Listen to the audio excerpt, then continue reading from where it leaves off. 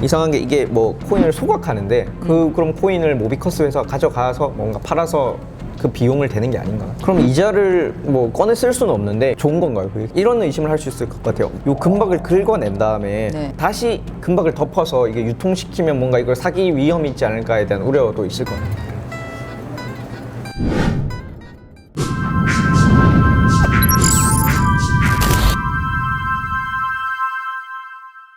안녕하세요. 모빅 생태계의 주요 인물들을 직접 만나서 묻고 인사이트를 얻어가는 시간, 모빅 인사이트. 오늘은 6번째 시간인데요. 비트모빅 생태계에서 굉장히 중요하면서 또 특별한 위치를 차지하고 있는 모비커스 주식회사의 김명원 전무님 모시고 대화해 보겠습니다. 안녕하세요, 전무님. 안녕하십니까.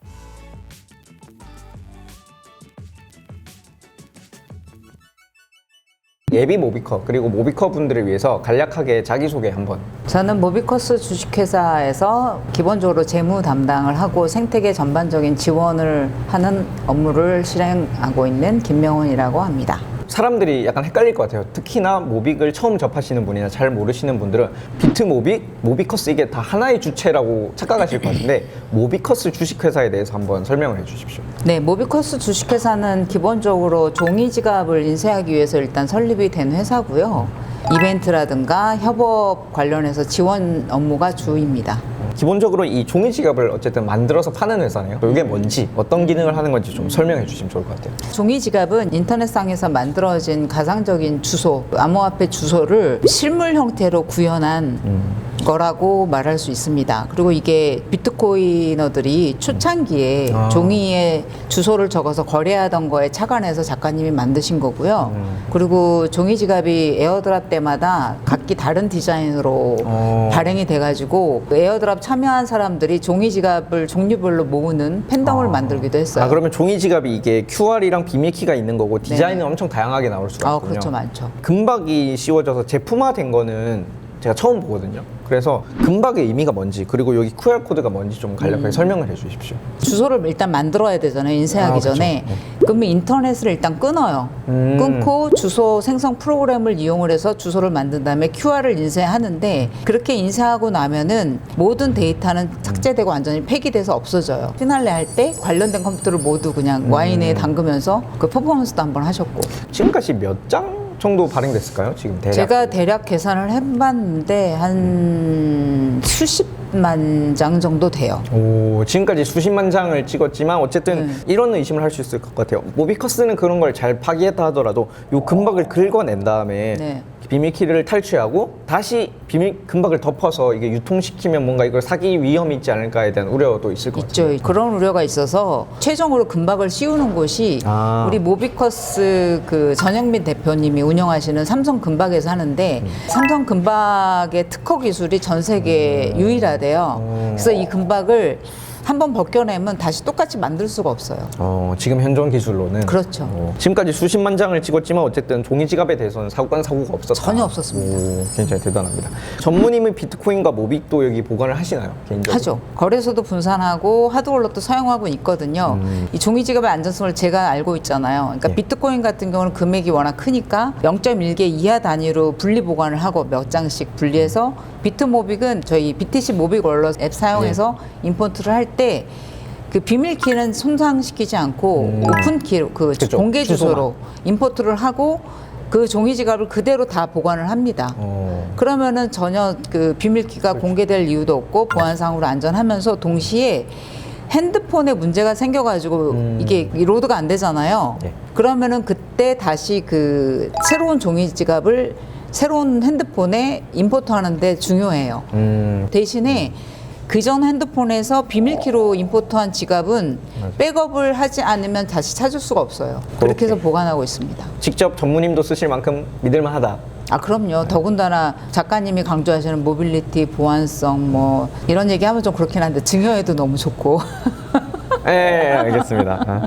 민감한 얘기는 하지 않는 네, 걸로. 그렇습니다. 모비커스 회사는 어쨌든 이 종이 지갑을 팔잖아요. 네. 그러면 수익이 발생할 텐데 돈을 좀 많이 버나요? 모비커스는? 사실 모비커스 주식회사는 협업이나 이벤트도 작가님이 직접 하실 수 없잖아요.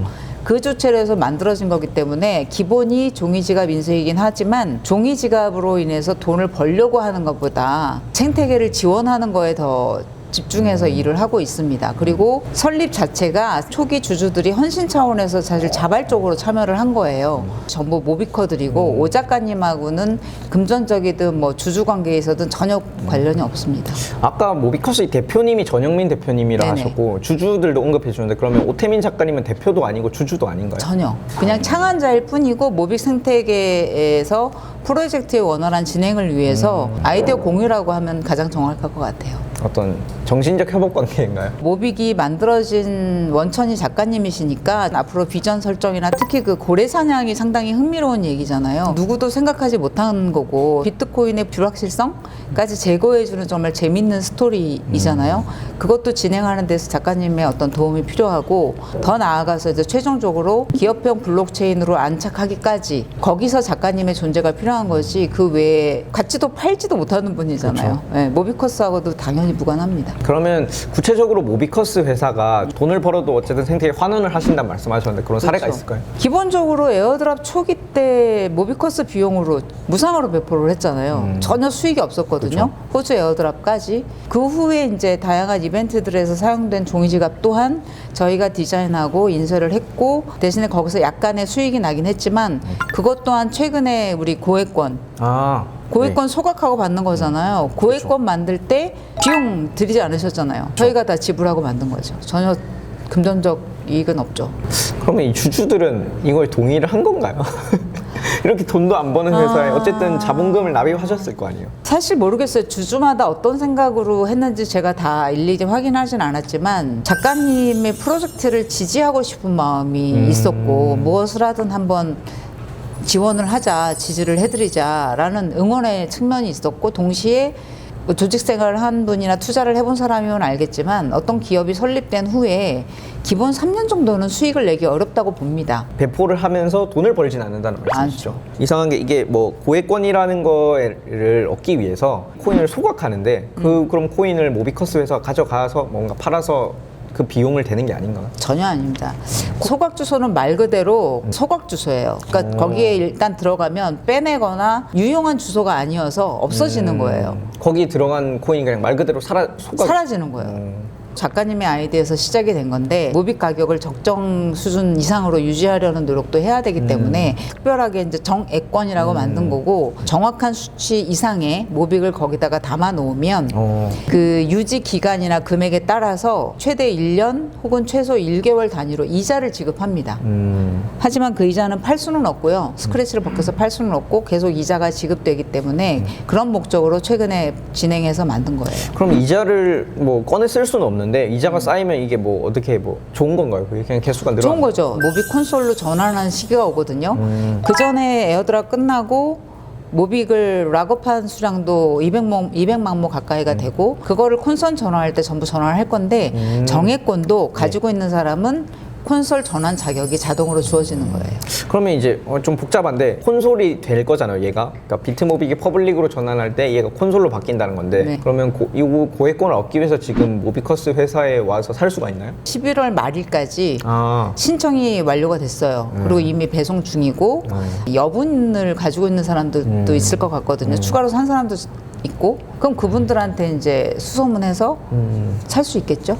그 2차 시장에서 그렇죠. 2차 시장에서 모비커스 주식회사도 이게 생태계가 확장되고 나중에 뭐 고래사냥 기업형 블록체인의 어떤 과정이 완결되고 나면 수익 사업을 모색해 볼 수는 있긴 하겠는데 기본적으로는 수익 사업이 아까도 목적이 아니고 생태계를 지원하기 위한 회사이기 때문에 지금이라도 혹시 주주분들 중에 나중에 뭐 거래를 해서 주식을 구입했거나 하는 분들은 그 목적이나 취지를 좀 이해하시고 가실 필요가 있어요. 저도 에어드랍을 많이 받았기 때문에 전혀 뭐 돈 욕심 없이 그냥 생태계에 참여하는 즐거움, 뭐 기쁨, 그리고 생태계가 발전하는 과정에 참여한다는 생각으로 한 거예요. 그러면 전무님이 개인적으로 어떻게 모빅에 이제 참여하시게 됐고 그런 과정은 조금 이따 여쭤보겠습니다. 그럼 지금까지 1부에서는 모비커스와 종이지갑 그리고 전반적으로 모비커스가 어떤 일을 하는지 알아봤다면 2부에서는 조금 더 디테일한 얘기로 넘어가 보겠습니다.